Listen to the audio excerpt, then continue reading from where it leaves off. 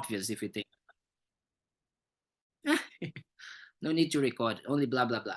But so then we can do that. We can start with a positive intention. So I invite all of you, including you, Don and Jack, to just sit down for a few moments so we can start bringing about our intention.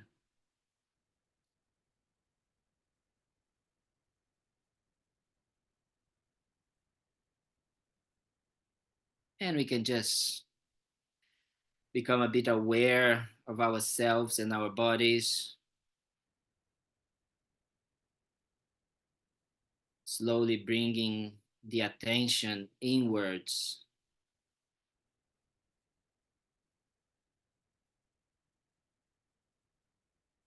And we check a bit of our state of mind, just trying to observe what is happening, what types of thoughts, feelings, emotions, what is coming up.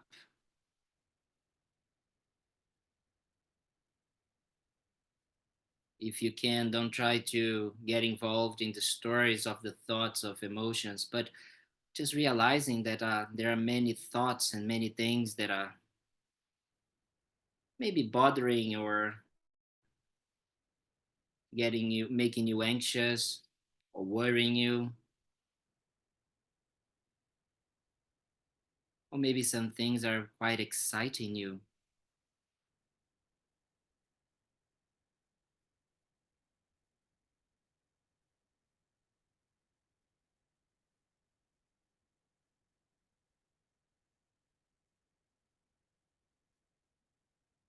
But if we start to think about it, all of these thoughts and emotions, whatever is happening within ourselves right now, they happen or they are coming about not without a cause. They are not just random thoughts and feelings and emotions. They came because there was a cause for them to arise. In our daily lives, we are not really aware of these causes. But if we just start to pay attention, and that is the magic of meditation, we start to observe that these thoughts, these emotions, these feelings, everything that is happening in our consciousness, it arises because we, like everybody else, we want to be happy and we don't want to suffer.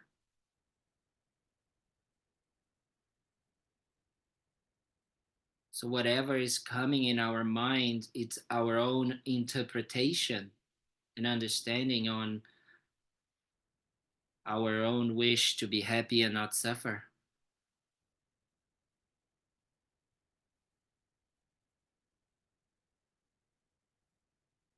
But maybe we are starting to realize that we might not be finding or being really fortunate in finding this happiness and this absence of suffering.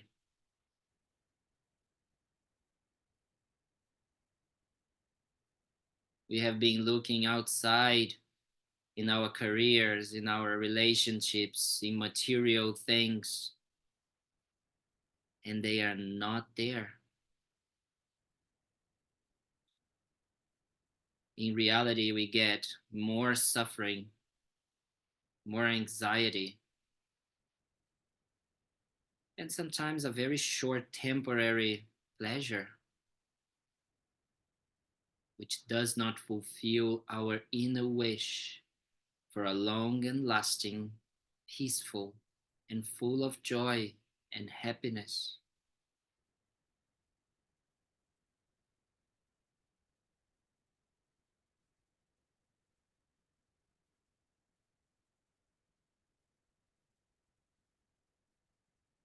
So then, whatever we're going to hear and talk and meditate and contemplate and discuss today, we might use to then try to find instead of an external way to find happiness, maybe to create the causes and conditions for us to develop an inner type of happiness, a happiness that never goes away, and the complete elimination or cessation of our unpleasant and dissatisfied states of mind.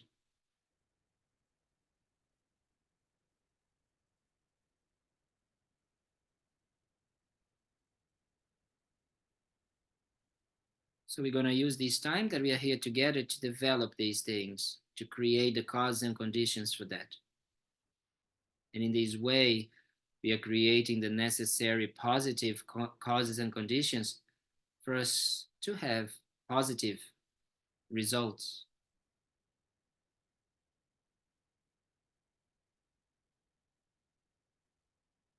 So in this way, our time here together becomes meaningful and not just a waste of time. So it depends on us.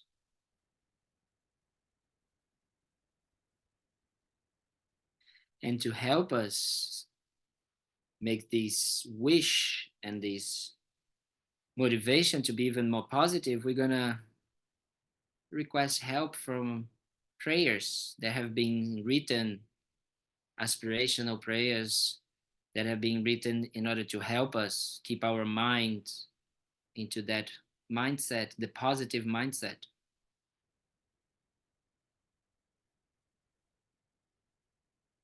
Aspirational prayers that help us to open our hearts and to understand a little bit more of how things really exist. So we can start on page 35 of the Golden Book for those that are in the on the in the gompa, or you can read it on the screen. And we're going to open our hearts towards others first, trying to develop what we call this mind of bodhicitta, of wanting to achieve a state of no more suffering and perfection of our good qualities, so we can help others to achieve the same state. So we start. May all sentient beings abide in equanimity, free from attachment for friends and hatred for enemies. Now we go back to page 34, the four immeasurables. May all sentient beings have happiness and the causes of happiness. May all sentient beings be free from suffering and the causes of suffering. May all sentient beings be inseparable from the happiness that is free from suffering. Now we're going to take refuge. So refuge is something that in some ways it can look like a Buddhist thing, but actually we take refuge every day, all the time in our lives. But unfortunately, we take refuge in things that are not necessarily helping us. We take refuge in drugs, alcohol, Netflix, Instagram, and many other things that actually waste our mind and our time and makes us even more selfish. But refuge means that we are taking refuge in objects that are going to help us fulfill our own potential that exists right now within ourselves. So we take refuge in the Buddha, which is our potential. We all have the potential to become a Buddha. And the Dharma is the teachings that will help us to achieve that enlightened state of a Buddha, is the path, is the actual refuge, is the actual medicine for our own problems. And we need help, we need support. So we have the Sangha to help us do that. So that's why we take refuge in the Buddha, the Dharma, and the Sangha.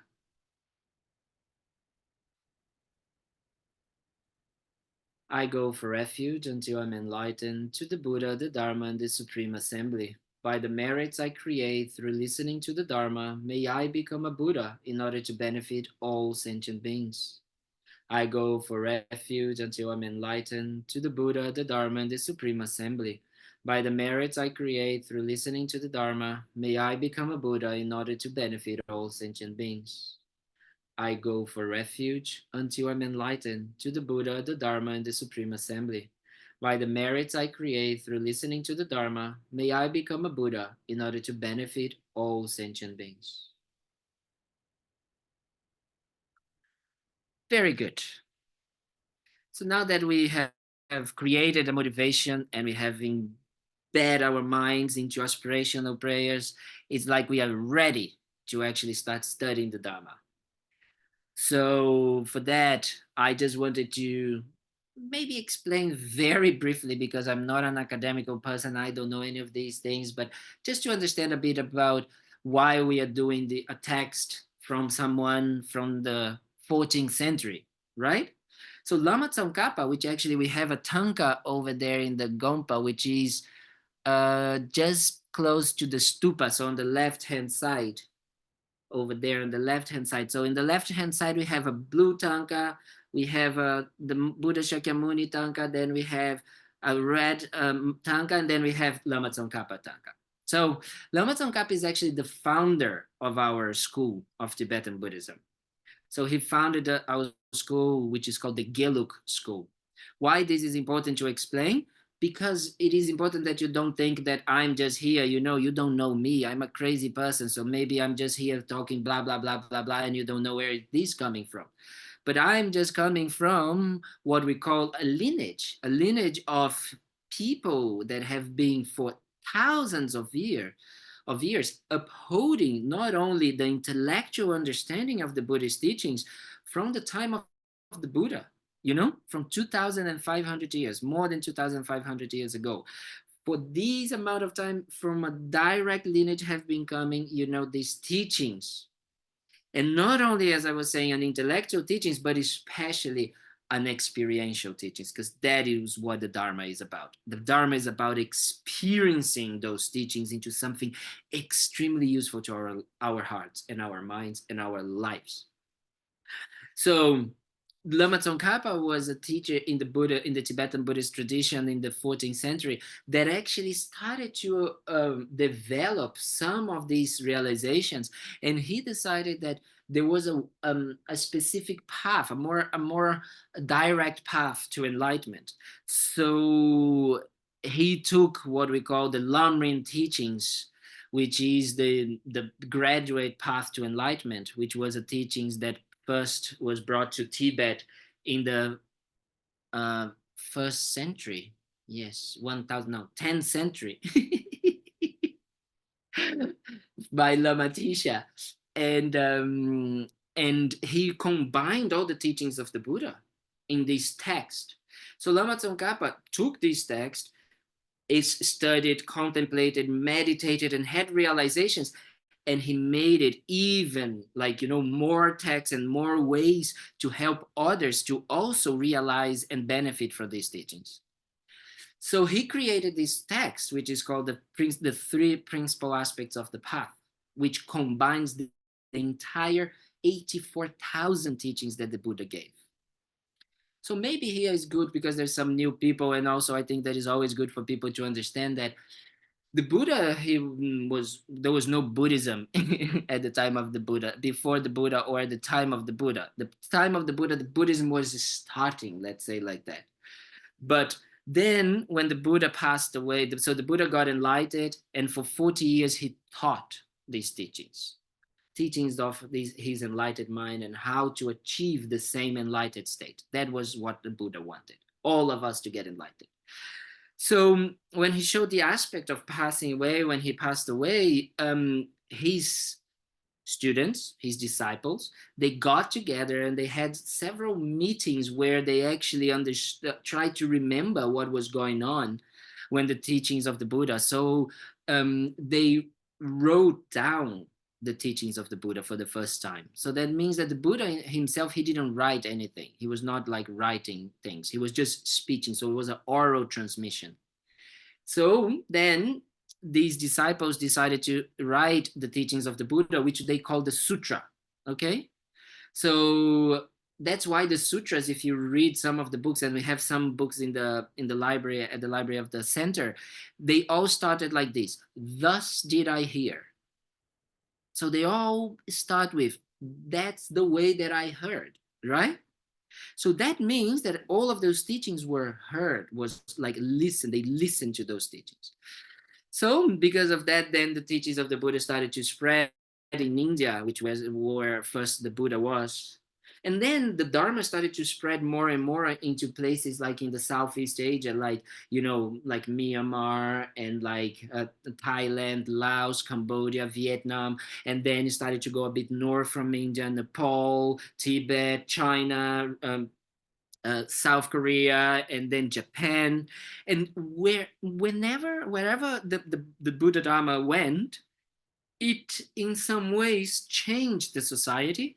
And it was also not the essence, but the format of how to transmit the teachings were also a bit changed.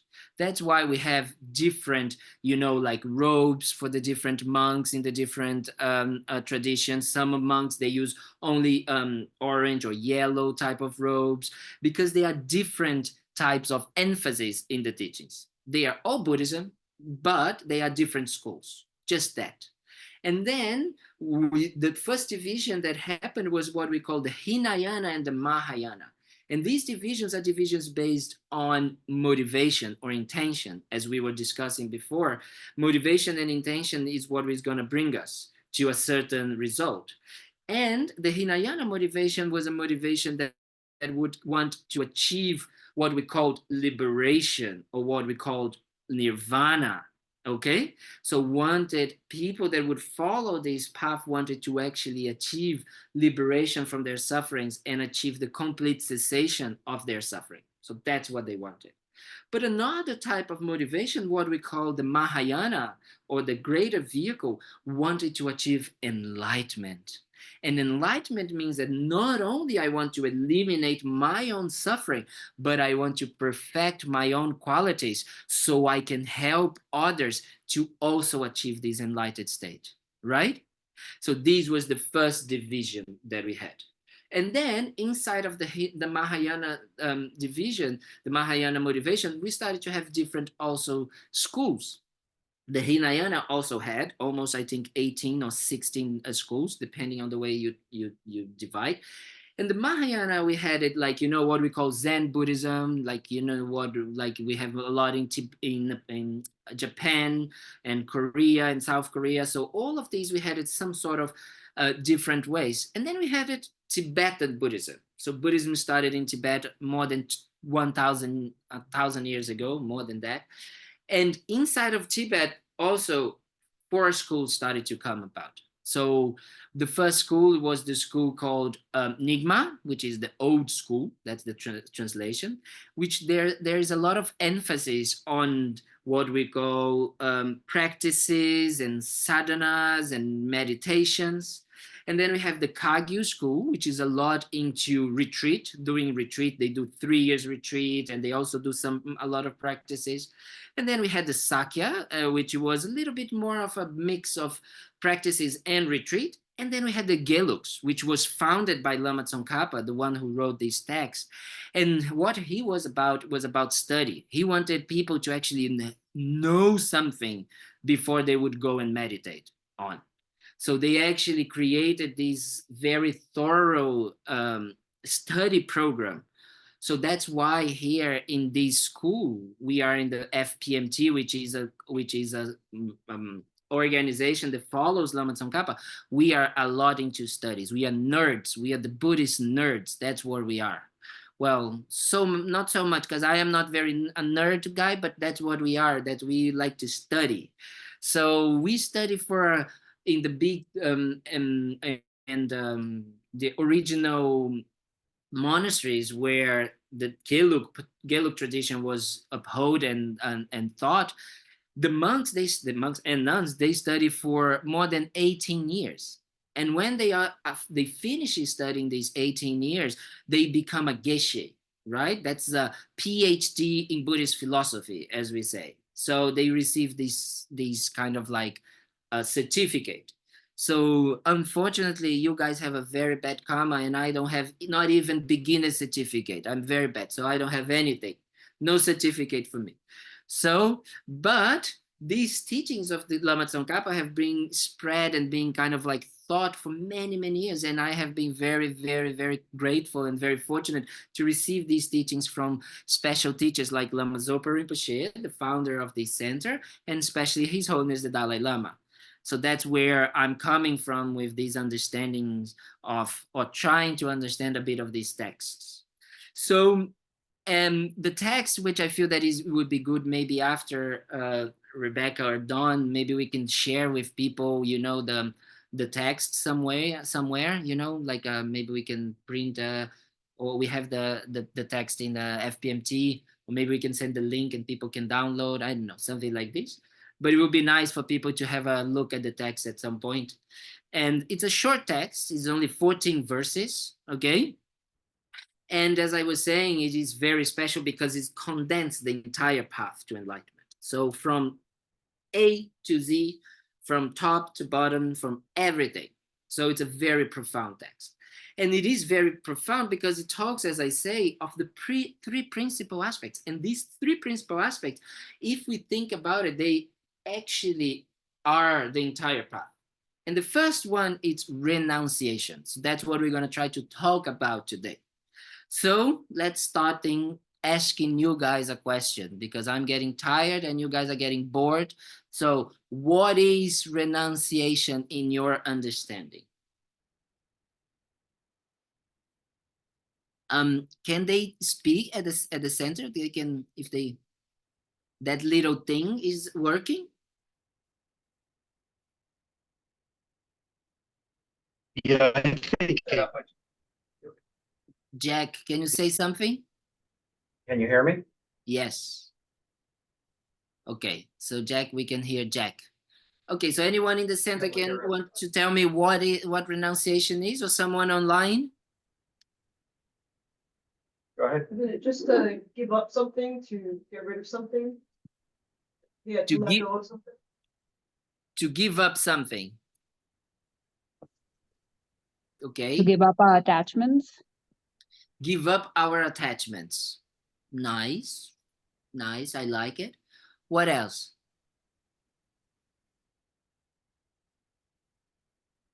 Things that we place earthly pleasure from. So we are talking about that we should be without any pleasures.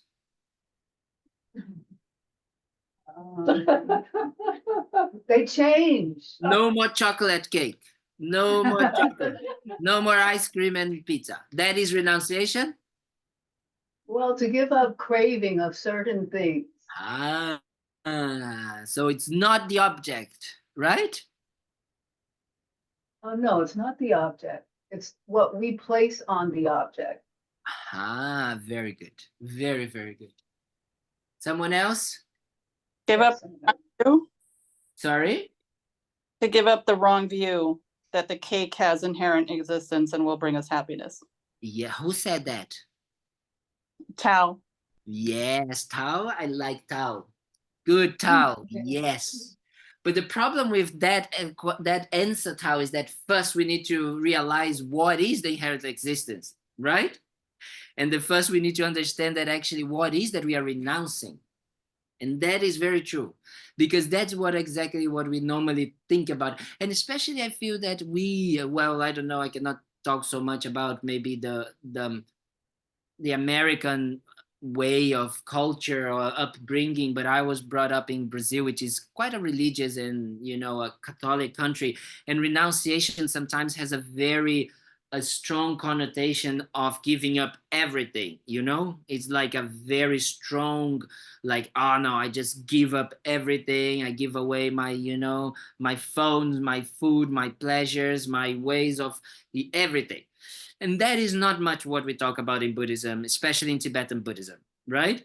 And in Tibetan Buddhism, it's very funny. I went to visit some friends when I was over there in Florida, and I know them for a long time, like since I was like 5 or 6 years old, and they are doctors now in Daytona Beach, and they have these neighbors, and the neighbors have a very good friend who is also a monk.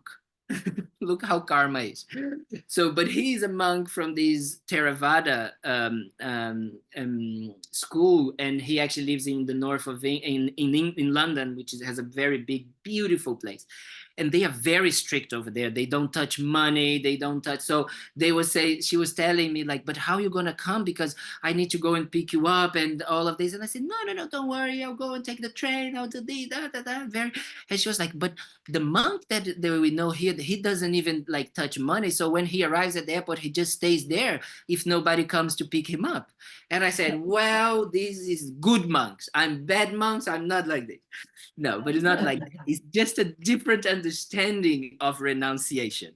It's just that in Tibetan Buddhism, we have a little bit more of flexibility of renunciation. Why? Because renunciation is the first of the 3 principal aspects of the path. And we have the second layer, which is bodhicitta, this compassionate attitude, which in some ways will make this renunciation a bit more flexible, right? Because it's going to be the intention of benefiting others. So because that is our intention. And the Theravada, they don't have that bodhicitta attitude. So they will really be extremely diligent and disciplined in following the renunciation path, which is very, very special. And we definitely, and especially me, need to learn about that. So that is a very special way of thinking about that.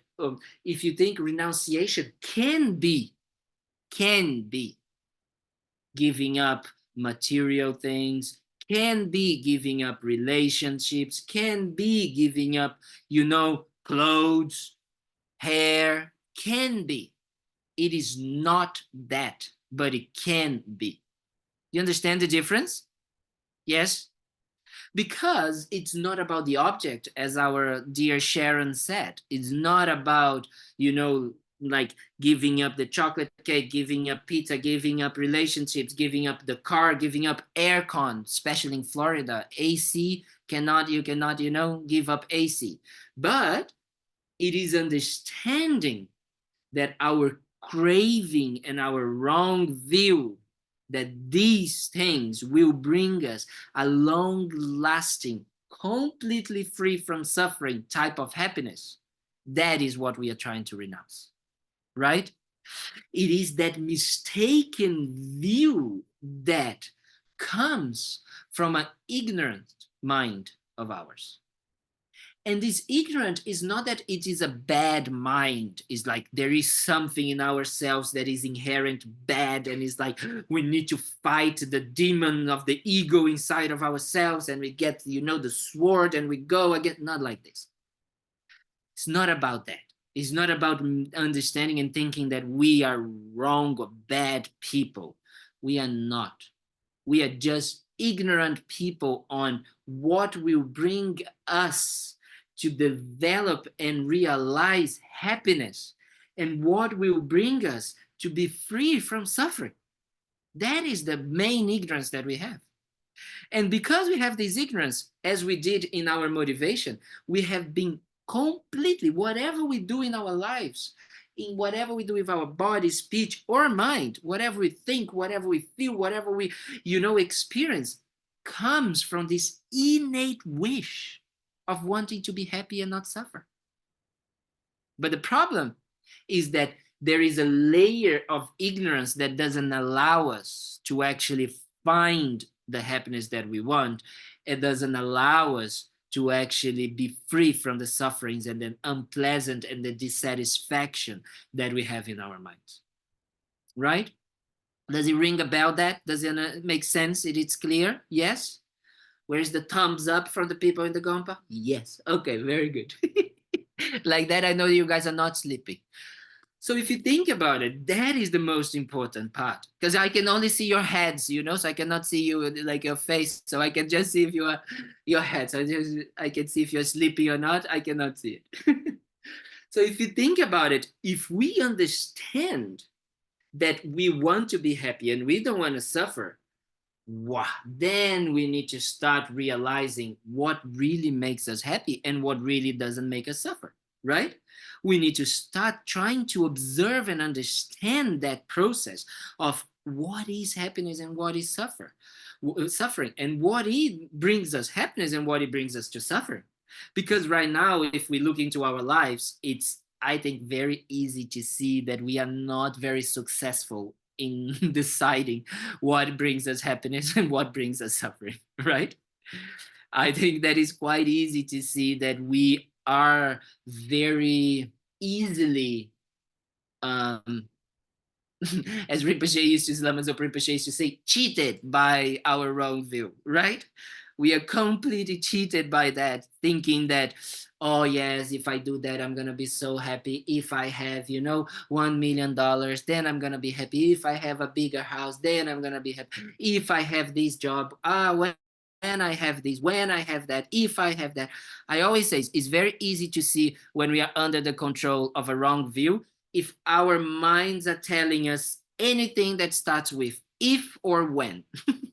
When I have that, when I do this, when I achieve this, when this person loves me, when I get married, when I get kids, when I get this.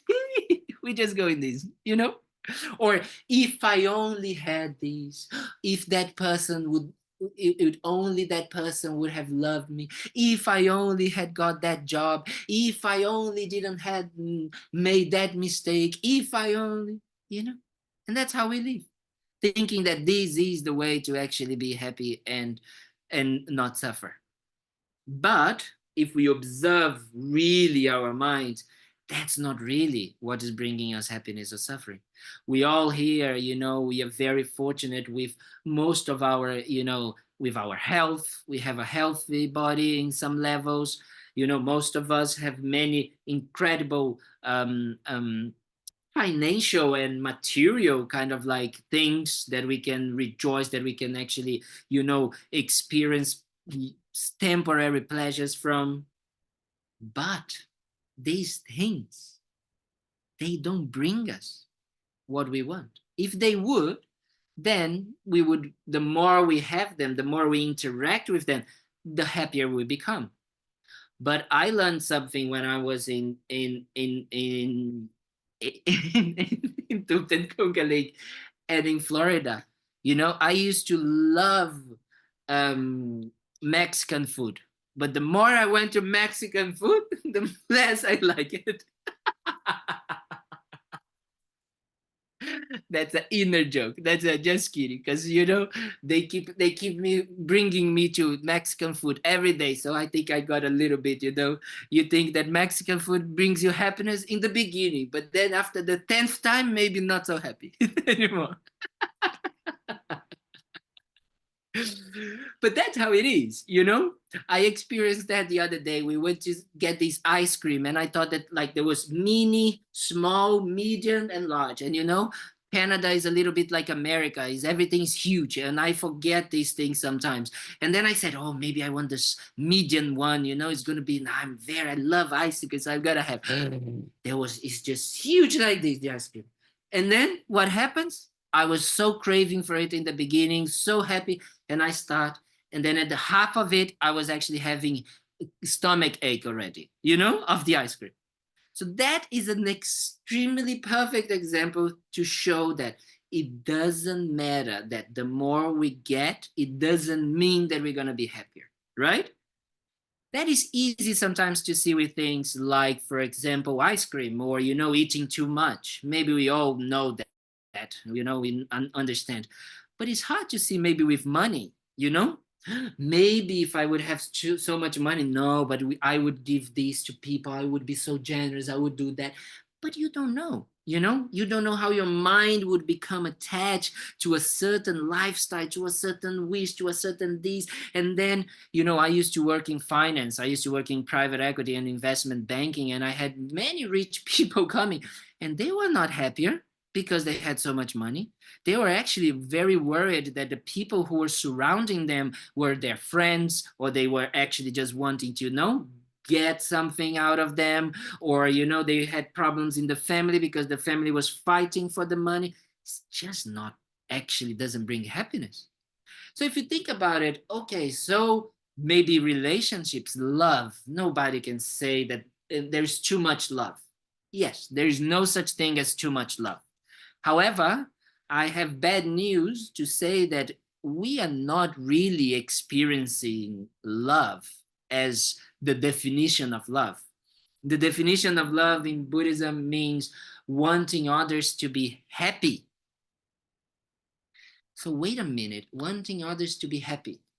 That means that I am not, might not even be included because maybe someone is happier without me. So can you actually love someone if that person is not together with you when you want them to be with you? Very different, what we call love, and the mix between love and attachment, which is what we actually experience nowadays. Because attachment is that mind that is grasping and saying, I want you to make me happy, right? So there's no, it's actually, if you think about it, opposite of love, because love is wanting the other person to be happy. That means that it might not give me anything. Okay? So if you think about it, the more I love or the more attachment I get, not necessarily means I'm going to be happier. Because if you think about it, we start to crave so much and we start to almost suffocate the person, right? We become needy and all of these, oh, please, me, you need to love me, you need to be with me, you need to give me. And the person is just like, fed up. I had enough of this, right? So then this is another perfect example if you think about it, that, oh, I want one thing that I believe is going to bring me happiness. And I think that actually craving and grasping and being needy to this person will bring me the result of happiness. But it gives me the opposite effect, which is that person being fed up with me and leaving me. So we need to understand what actually will bring about happiness the way that we want. But for that, we need to also discuss what happiness is. Because now all of these things that we were talking about, having food, having money, relationships, having a career that makes us feel, you know, kind of like fulfilled, all of these, they are very temporary. They are very, you know, something that kind of doesn't stay long. And not only this, but it's something that it depends a lot on causes and conditions, external causes and conditions, which we don't have so much control. So is that the type of happiness that we can actually aspire as a human being? Is that what our human potential can give us? Just that? Just having temporary pleasures one after the other, just a little bit of kind of like, you know, sensory pleasures, as we say, you know, oh yes, I'm having a little bit of hungry, so I eat something. Oh yes, this is the best. Oh yeah, this is my life. But then what is the difference between that and a cat and a dog, or you know, a wild animal? They also are feeling hungry, then they just go and eat something, and then that's it. So is that what we can do? Is that what our purpose in life? Is that our meaning of life? I don't know. I thought at some point, I thought that it might have been that, you know, accumulating things and getting more and then having everything under control and taking things and being, oh yes, I can have this and then I can be happy. And I started to realize that it was not like that. But the more we start to understand that a mind that is not craving for these things, a mind that is has less desire, has less, grasping, that is a mind that is actually peaceful and happy. Lama Zopa Rinpoche has a beautiful quote that he says, less desire means more happiness. Do you agree with that? Do you understand that? Yes? Because Yes. that is the thing. That is the thing that we actually can understand. But that is very difficult for us to actually grasp this idea. But not only grasp this idea, but put that into practice. Because the entire world is throwing us into the other direction, right? It's totally making us believe that the more you grasp, the more you get, the more individualistic and only thinking about the immediate, insta pleasure, Instagram, insta food, insta date, insta whatever you get, the happier you become, right? It's easy to see.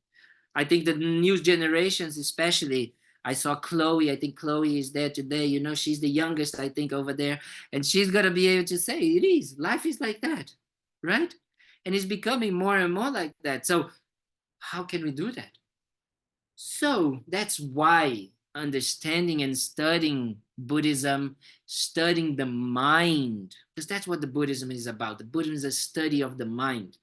So if we understand our minds and understand how we are mistakenly following mind states, the grasping, the selfish attitude, and how this actually brings us suffering and not happiness, then we can start slowly walking towards a happy, meaningful, purposeful, peaceful life. And let's face it, I think we all want that, no? I think we all want that.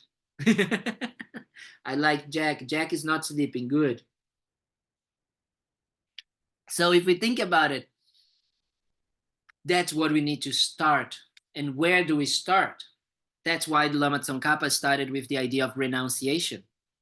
It needs to make us understand that in order for us to achieve that openness of our heart, which is the bodhicitta mind, and the completely understanding of how things exist and the reality of things, which is the emptiness or the right view, which is the two later aspects of the path, we need to first understand where we are at. We need to realize, how we are suffering and how we want to find happiness, and how if we don't renounce the wrong minds, the views that goes into craving more, and the views that makes our hearts closed and more selfish attitudes, that this creates suffering. That's what we actually need to eliminate, to renounce. We are renouncing this ego grasping. That's what we are renouncing. We are renouncing these wrong views that think that things are going to bring us happiness from outside. We are renouncing these mistaken views that think that we don't have any decision in our minds, that we cannot choose. Why we don't think? Well, let's face it. Let's ask ourselves a question. Why we are not happy right now? Why we cannot be happy, fully happy right now? Why is that?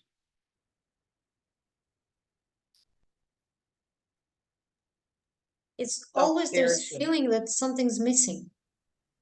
Always there's a feeling there is something missing. Very good.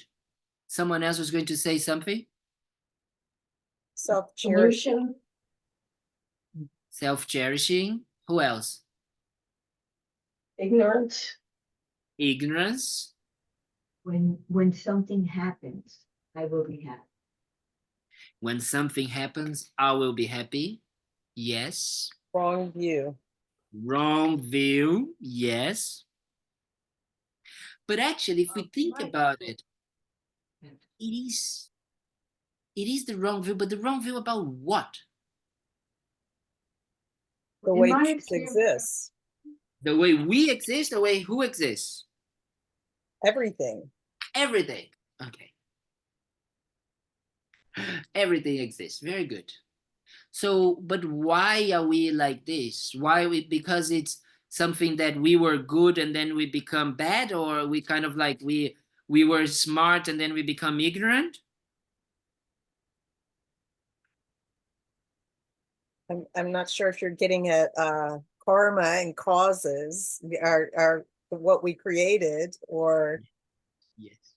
yes. I'm just saying that it's very important for us to understand that this is, it's not that we kind of like we were good and then suddenly we became bad. That's something that normally we bring about from our other traditions and upbringings, right? We have that idea sometimes that there was this purity and then we become impure, or but it's not really like this. In Buddhism, we talk about beginningless lives, which is a very difficult concept to grasp right now, because that would mean that we would understand that we have past lives and infinite past lives and infinite future lives, which is something quite difficult for our very linear and limited view of one lifetime. We are still thinking about what we're gonna do, for lunch after the teachings of the blah blah blah talk, and we don't have no idea what we had for dinner yesterday, right? So that's how we live our lives. So what we think about thinking about future lives and past lives, very complicated. But if we just think about then about this life, we can see that we were born and raised in a certain family, and then we got some how we say personality uh, traits. We say personality traits. Is that a good word? Yes. Wow, my mind sometimes very confusing.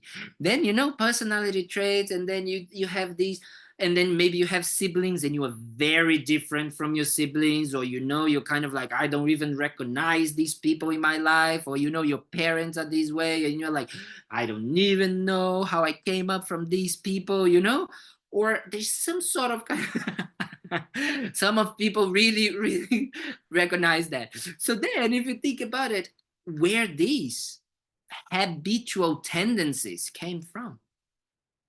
Because if you think about it, we are just habits. We have been just doing that. The reason why right now we cannot achieve enlightenment, we cannot really be completely happy, is because we have strong habitual tendencies.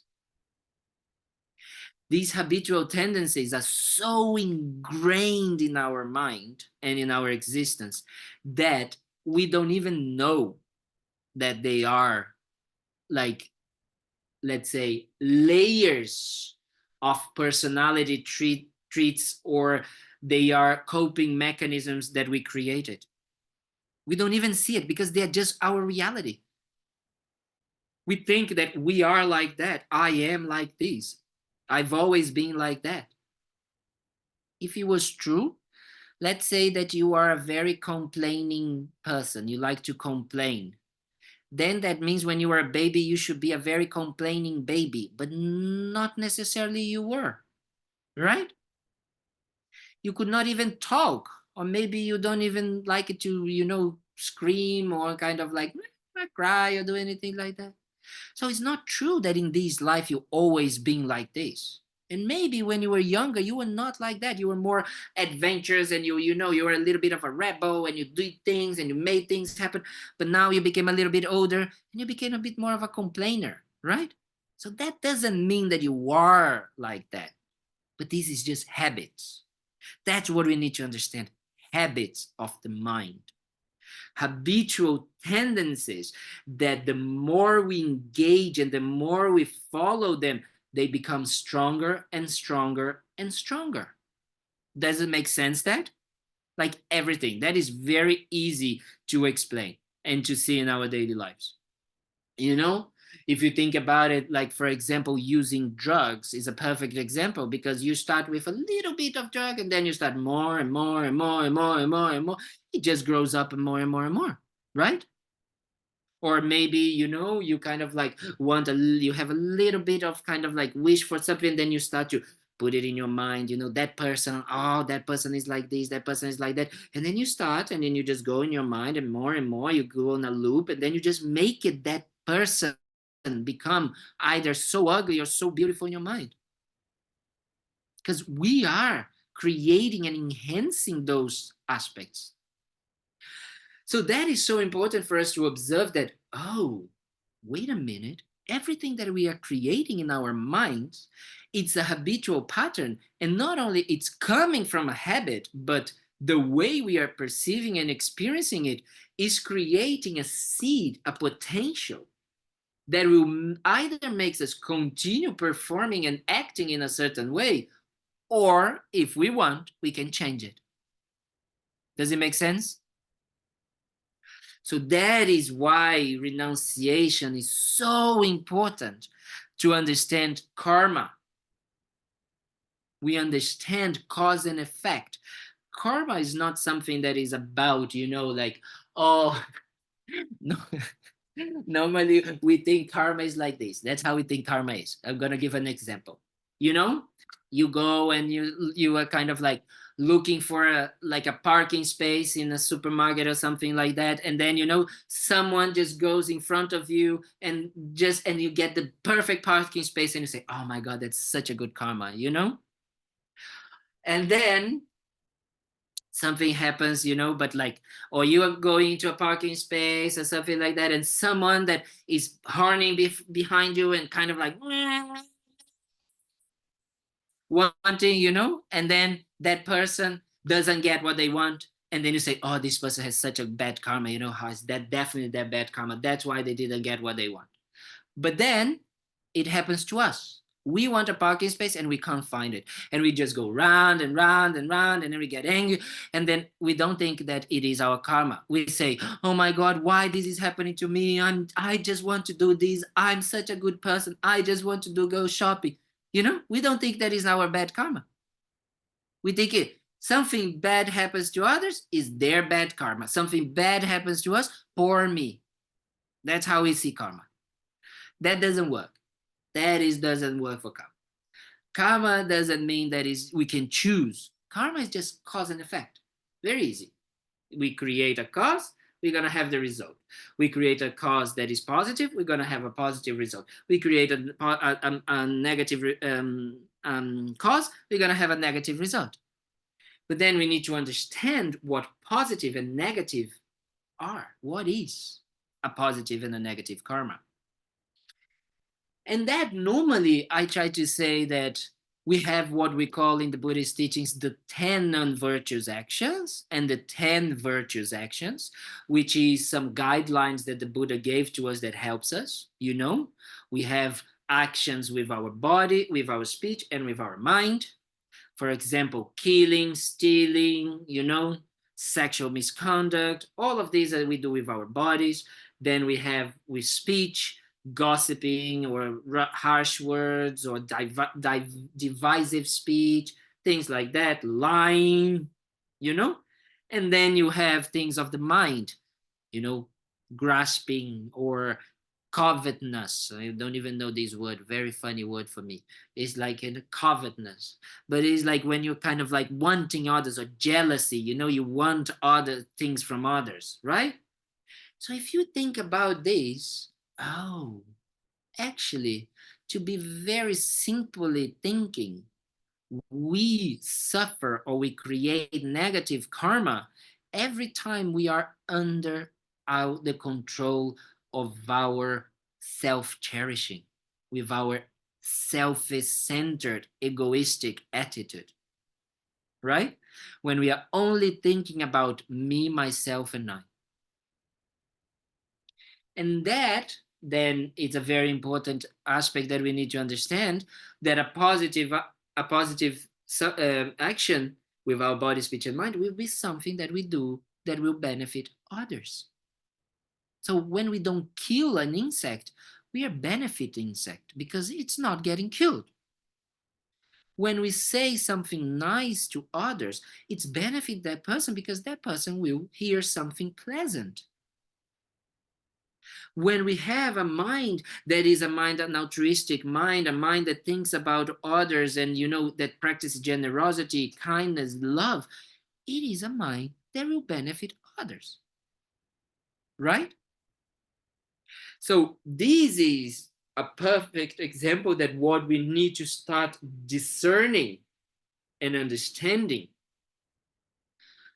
Because once we start to discern and understand that, then we start understanding what we need to renounce and what we need to keep developing more and more. So what we want to renounce? Our negative tendencies. We want to renounce our negative karma, creating more negative karma. Because if we think about it, the more I do, the more suffering I experience now and in the future, then I don't want that. Make sense? That's what I want to renounce. And if I do something positive, I get a positive result, that means I want to have that. So I want to create more and more positive intentions. So renunciation in the bottom line is that's what we are trying to renounce. We are trying to renounce creating negative karma and creating and developing more and more these negative tendencies. If you think about, for that, we need to then start realizing what in our lives are things that we are doing that don't help us to be a more altruistic version of ourselves, and what in our lives makes us more selfish. And that it's individual. Each of us needs to do that by ourselves. We are our own boss. We are our own judges. Nobody's gonna come. I am not gonna be, calling you and checking if you did this or that, if this is that. I'm not gonna do that. The Buddha is not gonna do that. His Holiness is not gonna do that. But each one of you will need to, when we start walking on a spiritual path, we start to become the boss and say, oh, wait a minute. I am suffering because of myself, because of my own attitudes, because of me performing negative tendencies that I am the one creating. And that's why sometimes it's hard, Buddhism, because we don't want to hear that. We want to blame the entire world. We don't want to blame ourselves. And then what happens is that when we don't want to blame others and we don't want to blame ourselves, sometimes we do blame ourselves, but we blame ourselves in the wrong way. We blame ourselves thinking we are bad people. Look at me, I'm a bad person. I have been doing this. Oh my God. Instead of just observing it as a law of cause and effect, it's just a creation of negative tendencies and the results of them. That's it. Nothing else. The more negative tendencies I create, the more negative results I will have. The less positive intentions and positive actions I perform, less happiness I will have. Make sense? Any questions so far? Because this is a very important point. Yes, Elaine. Are we born with certain personality traits? Yes. Yes, we are. In the Buddhist explanation, and it's very nice, and nowadays there are many actually YouTube videos or Instagram little videos about these young little kids that they're born at like age 1 or 2 and they are amazing kind of piano players or things like that. And it's very difficult for us to try to explain it just from one lifetime experience, right? Because if that is true, that means that every 1-year-old or 2-year-old would need to have the possibility of becoming a, how do we say, prodigy, something like that, prodigy kid, Prodigy. that prodigy, yes. Thank you, Rebecca. Rebecca is my translator, official translator. So, so that's what we kind of we would all have the same possibilities. And that doesn't make sense because it's not true. But some people, they come with certain personality traits that they developed in past lives, and therefore they are having a kind of an easy, or it's more habitual for them. And if we think about it, many and not many, everything in our life is habitual tendencies. So everything, there's a very beautiful way of discussing about past lives and future lives that we say, do you want to know about your past life? Look your current life, because everything that is in your current life, you created in your past life. So you just experienced the habitual tendencies of your past life. And everything, if you want to know your future life, just look in how you are creating the causes for your future life, because that's how it's going to be. So if you get angry when someone says to you, like, you know, you're very ugly, you're very bad, you're very this, you're very that, then you're going to have this experience in the future. So it's just that. You don't need to know future lives and past lives. You can just watch your life right now. And that's why it's so important for us. I always say that Buddhism, it's an inner path and as a journey of self-discovery, because you're discovering yourself. You're discovering how you work and how you are. The problem is that because of our negative tendencies and our selfish tendencies, we have a wish to not see, because we have been for so long trying to suppress or trying to avoid seeing parts of our lives and our minds that we don't want and we don't like, because we wrongly thinking that we are inherently bad, or inherently we always being bad, we will always be like this, instead of understanding that it's just a pattern and therefore can be changed. And that's what, you know, like now the union of Buddhism and science is becoming so important, because, you know, quantum physics, neuroscientists, they are starting to realize the same thing. They're starting to realize that the brain has what we call neuroplasticity. It can change. It can create different neural pathways for a certain experience, because the experience, it's never the same. The problem is that we have an experience in our past lives or in this life when we are young, and that experience either is a pleasant or unpleasant experience for us, okay?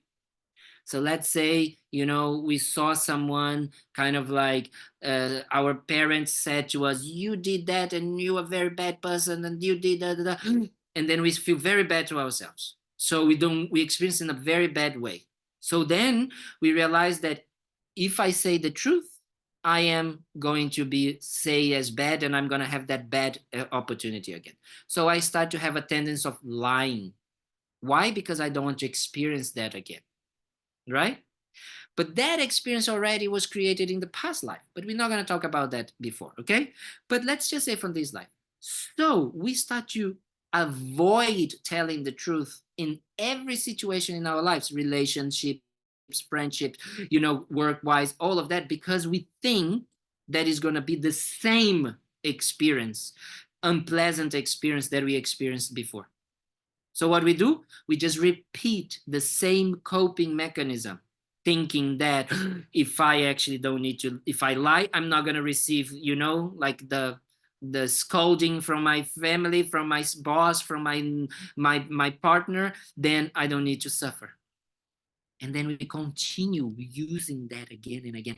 And for lying, what happens is that we create layers of confusion, because we don't know to whom we lie. We don't know which lie we talk to someone else. And then we start to become that kind of like confusion and say, oh my God, like, you know, I don't know if that person, what did I say to this person, but this person cannot know. And then we start to, blah, blah, blah, blah, blah, blah, you know, a castle of problems, right?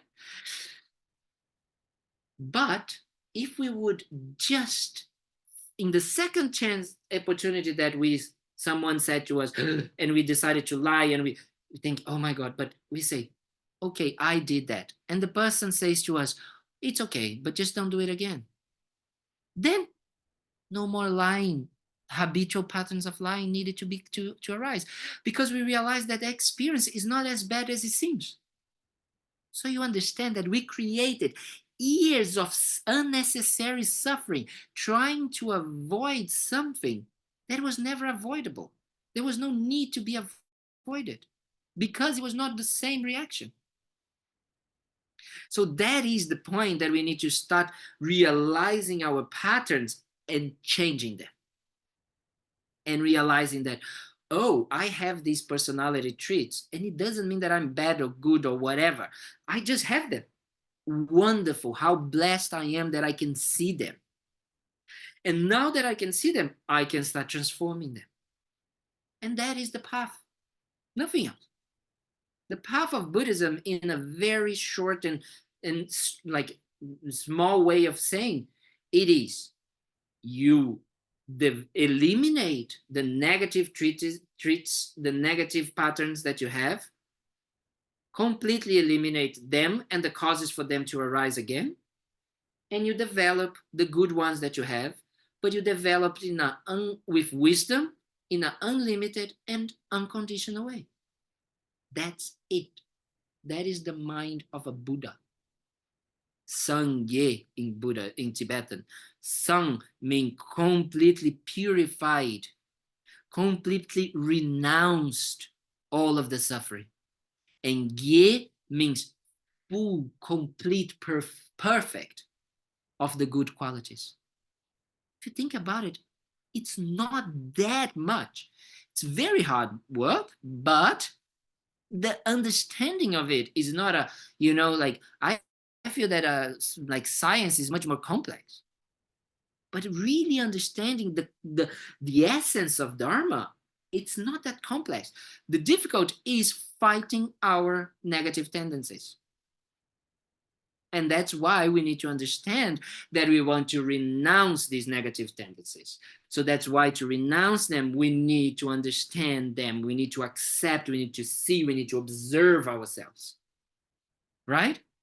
And sometimes that is the good thing that's why we need to study what we are doing here. That's why we need to contemplate, think about it, really put things in doubt inside of ourselves. Ask ourselves, do I really need to be like this? I am really like that? Do I really need to continue acting in this way?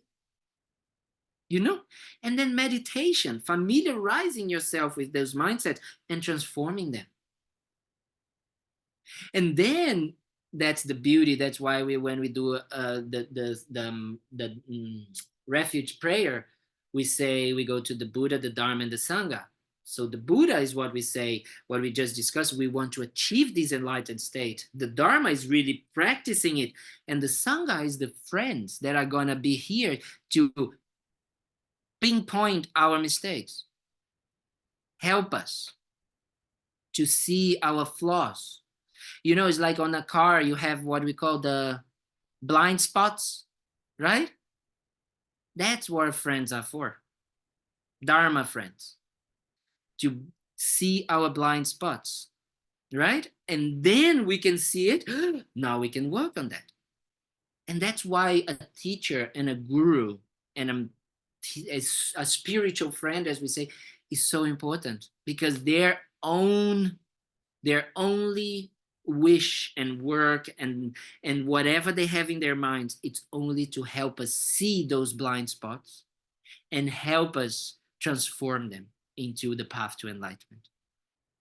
So that's why we are so blessed to have some incredible teachers in our lives that can actually help us to do this, can help us see our blind spots, so we can transform ourselves, right? That's why we say the guru devotion, or devotion to a teacher, it is the first step of the path, because we have someone that is guiding us to observe our neurotic, completely confused and ignorant mind, which right now we don't think is ignorant, we don't think is confused, when we don't think it is neurotic. That's what it is that is bringing us that awareness of, like, wow, I have so much that I can actually work on.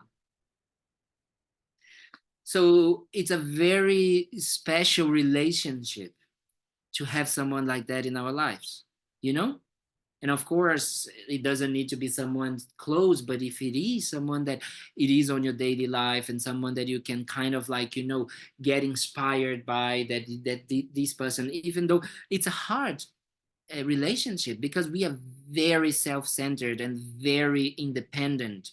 You know, we think that we know best, we can decide everything. I know what I want, I know how to do it myself.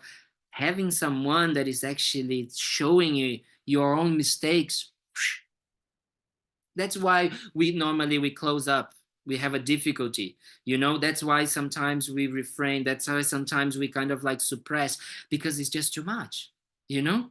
We don't want that. But the more we understand the benefit of renouncing those negative patterns, so the more we want to see them, right? The more I know what I need to improve, the more I want to renounce. So these things are very connected, interconnected in this way. Does it make sense? Yes? I'm so sorry. I went all like, blah, blah, blah, blah, blah, but I think it was good. Anyone has any other question? Yes, I do. Can you hear me? Can you hear me? Yeah, you can hear you. You can hear me? Yes. Okay. So can you speak a little bit more about the suffering that comes not from craving of material or worldly things, but the lack of happiness or the sadness that comes from things involved with the sickness of your child, the sickness of your pet, your parent, caring for parents, those kinds of things that bring us, or myself, the sadness. Not and most of my friends and people close to me have similar feelings. You know, we suffer more from those things about caring for others or pets getting sick, rather than wanting or needing things. Yes, Can you yes, speak yes, yes, about yes. that? Absolutely, absolutely. That's a very good question, because it's a question that, you know, when we were discussing, and Rebecca said, like, you know, the wrong views that we have, it's not only about ourselves, but it's also about others, right? And when we have these situations of sickness of others that we love, that we care, or, you know, our pets or things in our people in our lives, of course that there is a part of it that it is authentic kindness, love, and compassion, that we want these people or these animals to be free from that suffering. Of course that there is. As we say, you know, as I was explaining, it's very important that we understand that we have our negative tendencies that we want to eliminate, but we have good qualities already that we already have that we want to develop even further. So develop even further means that we need to purify them a little bit, because right now they are a little bit contaminated, especially with attachment. But not only it's contaminated with attachment, that we want them maybe to survive or to not be sick because we want them to be here for us and us only, but sometimes it is also contaminated with a wrong understanding that things are and people are impermanent. Means we all gonna die.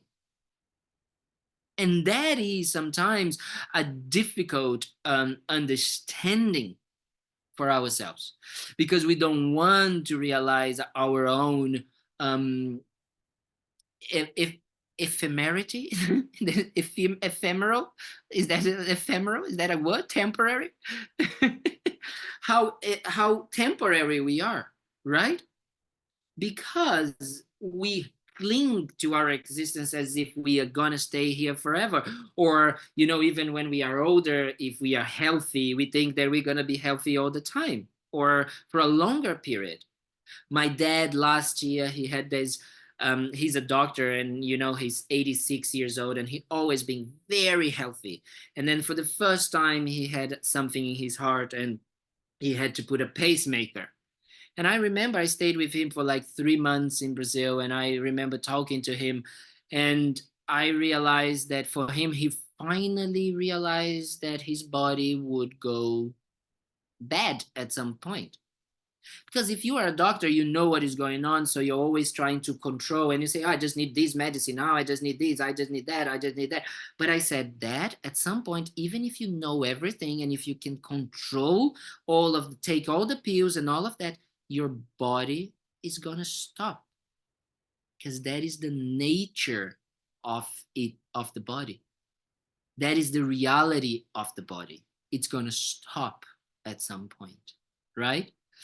So then, if you think about it, that is sometimes the wrong view that we have in relation to people that we love that are sick, that we don't want them to die. And the death of the body doesn't necessarily mean that it's going to only happen with older people, because it can happen with younger people, right? People like, our children, or people in our lives that we don't, younger siblings, or, or young nephews, nieces, whatever we have. So this is something that we need to understand and really observe, is suffering only comes when we are clinging to something that is not real. So we need to observe why that situation of someone being sick, or our dog being sick, or cat being sick, is making us suffer. Making us sad because we love someone and we want that person to be happy and not to suffer, that's fine. And it's a normal feeling. But when the feeling becomes more than just sadness, but becomes a suffering, becomes a real kind of like something that it really gets into our bones and to get into our mind, and we get, brings us down and gets into depression and all of that. But even depression is easy to see that depression is a very selfish attitude. It's only thinking about me, my own happiness and my own suffering. So I don't know if that helps, Luciana, but that's what I said, what I have to say. Helps? It was Luciana who asked? Oh. Sorry, Yes, I- yes, it was me. Thank you. Yes? Thank you, Yes, dear. thank you. Appreciate it. Last question before we close up? No? Anne? So, in reference to what you were saying, I'm just thinking, how do you become less attached, like, to your pets and things like that? How do you do that? You give them away. That's the best way. No, I'm kidding.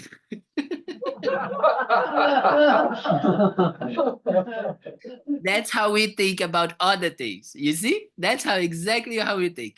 We think that giving things away, you give your phone away, then you're gonna become less attached to your dog.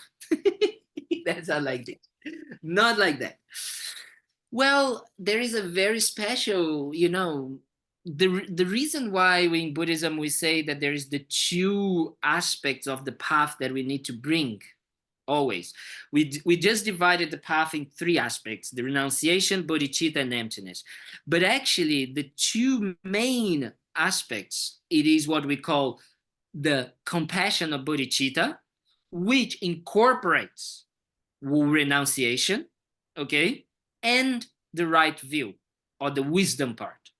So we always need to bring these two aspects into our lives, okay? So one of the first ways of doing it is trying to understand the nature of the attachment. Understand that attachment, it's an hallucination of our minds. Why we are actually suffering is because we are incorporating qualities and we are projecting unnecessary or uncreated or not real aspects into an object that are not there in the first place. So if you can observe that your mind is suffering because you're thinking that your dog is going to live forever, then you start to understand that the problem is not your dog, but the problem is your mind thinking that he's going to stay and live forever. So then you start to meditate on death. And you start to meditate that death is certain, because all the dogs in this world until today have died. There's no dogs that are 100 years old, right? In 100 years old, all the dogs are going to die. So your dog is also going to die.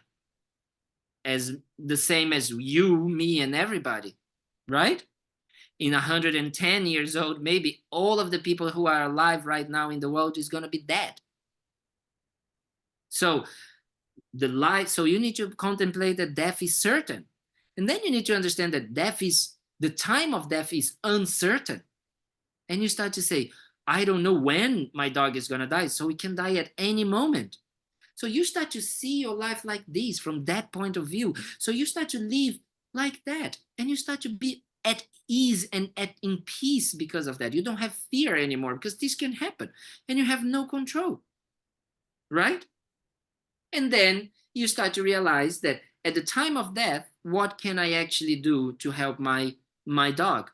Well, I can make sure that he has a peaceful, calm, and relaxed death process, right? I can take care of him when he's sick, and then, put mantras or put things that will help him to have a good rebirth if you are a Buddhist. So you think like that. So if you actually start to develop these things in your mind, then your life and your day-to-day will become much better because it's based in reality. And as I said, suffering comes because of clinging to wrong views that are outside of reality. And happiness is the closer you get to how things actually exist. Death, the way we just described the three things of death, the death is certain, the time of death is uncertain, and whatever can happen, what can help us during death is dharma. If we think these three things and we put that into our lives, we're going to become happier because we're going to suffer less because we understand how things work. Does it make sense? Thank you so much. Thank you, dear. Thank you so much. Can I also have one more thing? Yes? Okay. Is it also, if, I'm not going to say possible, but to embrace that suffering that comes with the sickness of an animal or a child or a friend or a spouse, to embrace that, to embrace that depression and yet still not drown in it. Because I think for me, if I don't own it and try to push it, it becomes more intense. If I embrace it and still continue to live with it, it Yes. seems to help me more than trying to say, oh, I want to be free from suffering, so I'm going to, not think about it or not be with it. You know what I'm Definitely. saying? Absolutely, but I think that it might have just been a misunderstanding of what it means to be free from suffering, because it means to be free from suffering doesn't mean that you push away or that you suppress the suffering that is arising. It's through understanding it and understanding the cause and the way that it is actually affecting your mind in a negative way that is creating that suffering. It's not the fact of the death or the illness or the sickness, and it's not the fact that you are unhappy, that you are, that is the mind that is, you need to understand, that is making the problem. But it doesn't mean that I shouldn't be feeling angry, I shouldn't be feeling sad, I shouldn't be feeling depressed. It's not like this. It's understanding that, wow, bringing light to depression, bringing light to the suffering, and say, wow, this suffering is coming about. Where is the causes of this suffering? The wrong view. I understand now, because I am attached, thinking that this dog should never die. Because of that, I suffer. That is the suffering. It's not because of, the death of the dog in itself, right? Because you are not the one dying, let's say like this. But it's the clinging to that suffering and believing that that suffering there's a way to escape that suffering, let's say like that, right? So that is the mind that we need to understand, that we need to kind of like, oh, I am suffering because of that. And then if we understand this, then we're not going to look for anymore to make this suffering go away in Instagram, in Facebook, in food, in how do you say, in Netflix, in drinking. We're going to look for understanding our minds better and more so we can be not clinging in the wrong way. So that means that the suffering will appear, like let's say the sadness will appear, but we're not going to be one with that sadness. It will manifest, and we just are going to observe the same way that we observe a cloud in the sky. And then when we observe the cloud in the sky, there is not that identification. And that identification is the suffering. And then we get worse and worse and worse and worse. But the sadness will come, we just go. There's a beautiful, for example, there's actually a few videos of His Holiness the Dalai Lama and also Khandrila when they are talking about bodhicitta and about people suffering because of the wrong view. And all the suffering of the world actually exists because of this wrong view, and everybody's just in their mind. And all the suffering of the world comes because of that, because they don't understand bodhicitta and emptiness. So they get emotionally, like there's still tears, there is still that, but they don't get identified with that emotion. That is the difference. I hope that helps. That helps, Luciana? Yes, thank you. Thank you. Thank you so much. It's a very good question, because that is the problem that we normally do. We actually think that we need to suppress, we need to let it go. Not like that. We need to renounce the mind that sees us in the wrong way. That's what we need to do.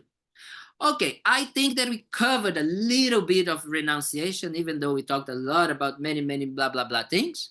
So we can do a short dedication for us to finish this class. And then next week, next Sunday, we're going to talk about bodhicitta. Yes, Rebecca? Boss? Yeah, no, don't call me that. So, Jack is very kindly kind of offered, and I'm going to ask him to, he's going to put the PDF for the 3 principal aspects of the path on the calendar with the class, the link to that. Is that okay, Jack? Can you do that? I think I can. Yeah, I might be able. Yeah, I might be able to make it. You mean on the calendar, so that people can download it? Yeah, I thought it would just be I easier should for be able to do that. that way Okay, so, students yeah. that are here today and students for the next couple of weeks, if it's there on the calendar and the class description, then it'll just be an easy reference point for them to find it. If you're able to. I should be able to. Very good, yes. And then people can read the text, and then they're not going to understand anything because I didn't talk anything about the text, but at least they have the text. So that's very good. No. I think it's very important that you read, because then when we have more time, when I come back next year, we can actually do a better teachings on the 3 principal aspects. We can go step by step. That's nice. That's a very good idea. So let's just dedicate, when we finish any activity, before we create an intention and a motivation. And then once we created that positive imprint and that positive action, then we dedicate it. Dedication means that we are kind of like sealing it with the good intention. That means that we are making sure that now the results will ripen as positive results and not just go to waste. It's like, we clean everything and now we make it dirty. Not like that. So that's why we do dedications. And dedications are also dedications or aspirational dedications. So we're going to start on, we can start with no, let's start with the other one. 235 maybe, the general dedications. This one.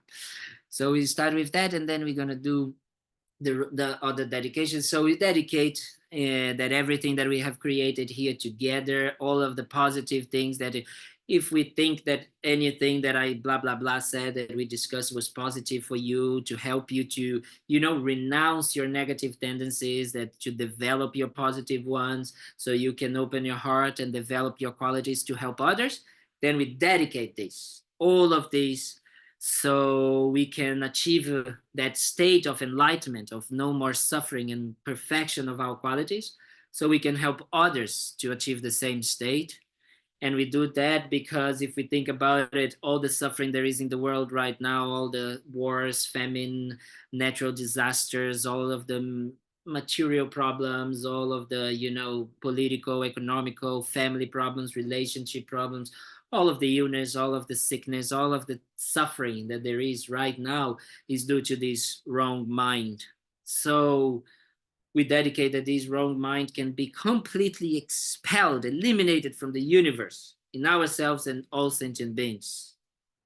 And we dedicate for all of the conditions for places like Thubten Ling to continue, helping and spreading and existing as a place of study, contemplation, and meditation. So people that come in contact with the teachings and come to this beautiful place to really be able to find these answers to their suffering and develop a kind and good heart.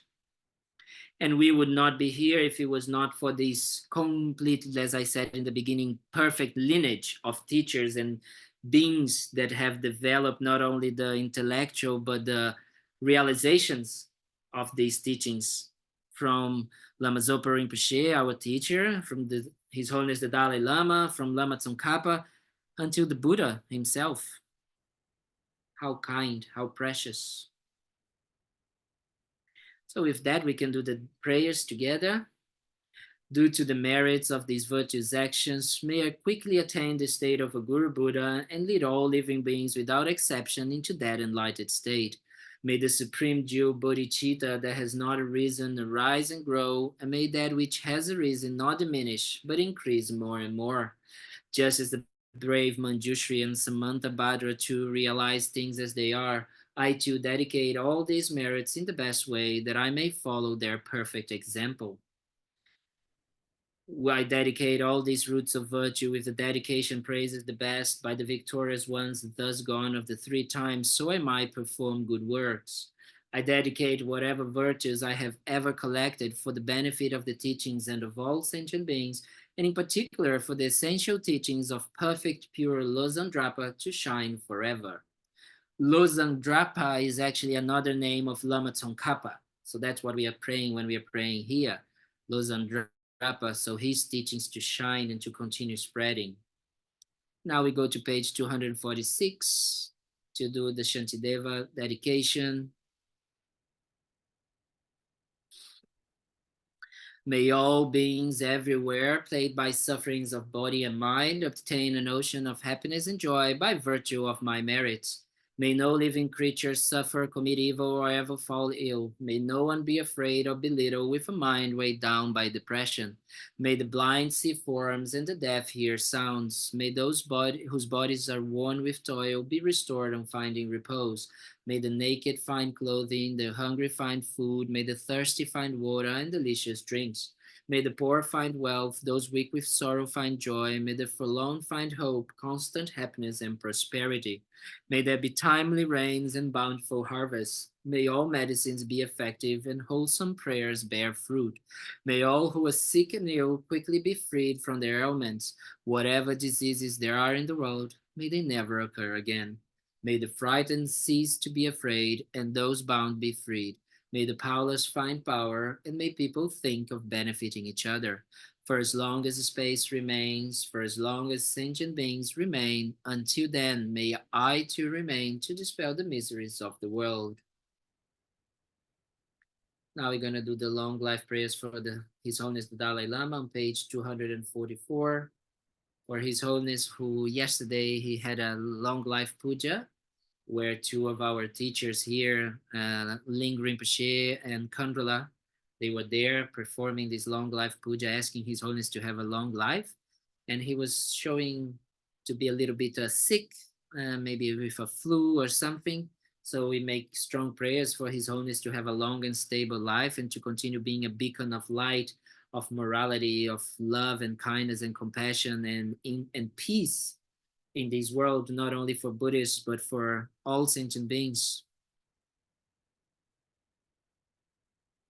In the land encircled by snow mountains, you are the source of all happiness and good.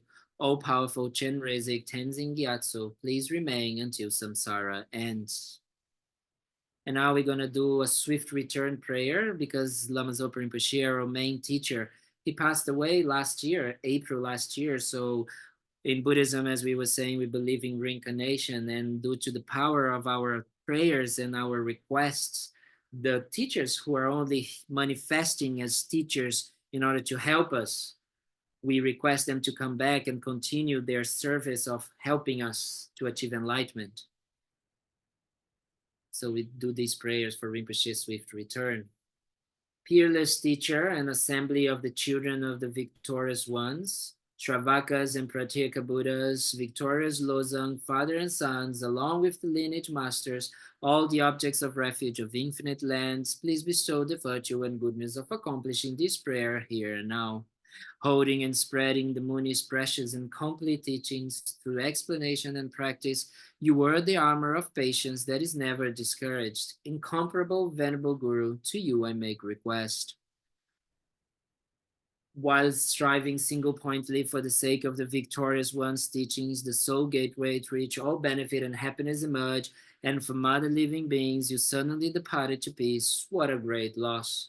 Nevertheless, through the undeceiving truth of the blessings of the oceans of the three Jews and the great ways of bodhicitta of the children of the victorious ones, may the smile of a reincarnation swiftly be beamed in glory for fortunate disciples. So thank you very, very, very, very, very much. I hope you enjoyed. I hope you guys had a good time. I know it's not the same as me being there close to you guys, but at least we are doing that. So you can definitely, continue the teachings, and then we can continue due to the kindness of the people of the center, Rebecca, Dawn, Jack, and all of the people involved. So I see you next Sunday, and especially Nana for doing the prayers. So everybody, thank you so much. Have a wonderful week. Thank you very much. Thank you. you. It was everyone. wonderful. Thank you. See you next Thank you, week. Venerable Kalden. And thank you, Nana, for the message about practicing generosity. Thank you so much. Thank you, and thank you for requesting this. That's so amazing. Thank you. Love you. We won't let him Venerable- get away that easily. Yeah. No. Venerable, I want to ask you something. Are you going to be in Portugal on September Yes, I'll send you a 20? message today about it. I cannot believe this. Okay, I'm waiting for that. Excited. Thank you. Bye. Have a Thanks, wonderful everybody. day. Thank you so much, Venerable Kalden. And Chloe, there's a little gift for you somewhere in the center. Oh, yes, I'll call Jack right now and tell him where it is to give it to her. Okay. Okay. Thank you. Thank you, everybody. Big love. Thanks, Nana. You're the best.